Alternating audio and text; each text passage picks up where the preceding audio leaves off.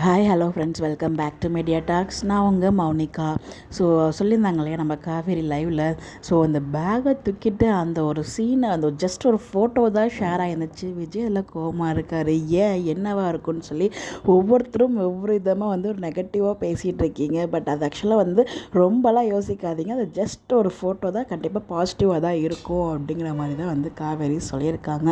So அதனால் யாரும் பயப்பட வேண்டாம். ஸோ காவேரியோட அந்த ஒரு ரிப்ளை மூலிமா எப்படியோ விஜய் விட மாட்டாருங்கிறது நம்ம அவ்வளோ கான்ஃபிடென்ட்டாக தான் சொல்லிட்டு இருந்தோம். இப்போ பார்த்திங்கன்னா அதே மாதிரி காவிரிக்கிட்டேருந்துமே ஒரு அழகான பதில் கிடச்சிருக்கு. ஸோ அது கண்டிப்பாக பாசிட்டிவான ட்ராக்காக தான் இருக்கும்னு நினைக்கிறேன்.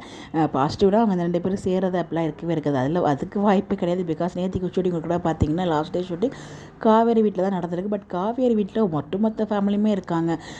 ஒட்டுமொத்த ஃபேமிலினா சித்தி இருக்காங்க, விஜய் இருக்காங்க, பசுபதி இருக்காங்க, ராகினி இருக்காங்க. என்ன வரக்குன்னு தான் ஒன்றும் புரியல.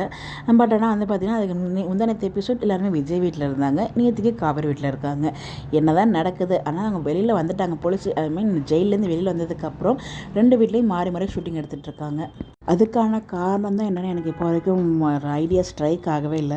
உங்களுக்கு எதுவும் ஐடியா இருந்தால் மறக்காமல் கமெண்ட்டில் ஷேர் பண்ணுங்கள் ப்ரிடிக்ஷனாக. அதை பற்றி நம்ம அப்கமிங் டிஸ்கஸ் பண்ணும். ஸோ நிறைய வீடியோஸ் ஷேர் பண்ண முடியல. பிகாஸ் கொஞ்சம் ஹெக்டிக்காக ஒர்க் போயிட்டுருக்கிறதுனால பார்த்திங்கன்னா நைட்டு அந்த மாதிரி டைமில் தான் 1-2 வீடியோஸ் நான் ஷேர் பண்ணிட்டுருக்கேன். அதுக்கு நான் சாரி. பட் என்னோட ஃப்ளோ ரொம்ப மிஸ் ஆகுது. நிறைய வீடியோ பேசணும் வச்சுன்னா அது பார்த்திங்கன்னா எபிசோட் அடுத்த எபிசோட் அலக்காசு நான் பேசவே முடிய மாட்டேங்குது.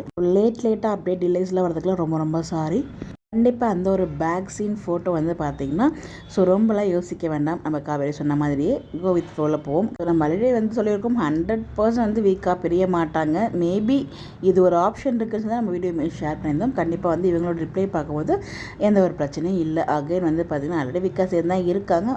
எக்ஸாக்ட் ப்ராப்பர் ரீயூனியன் கொஞ்சம் லேட்டாக தான் கொண்டு வருவாங்கன்னு நினைக்கிறேன். உங்களுடைய கருத்துக்கள் கமெண்ட்டில் சொல்லுங்கள்.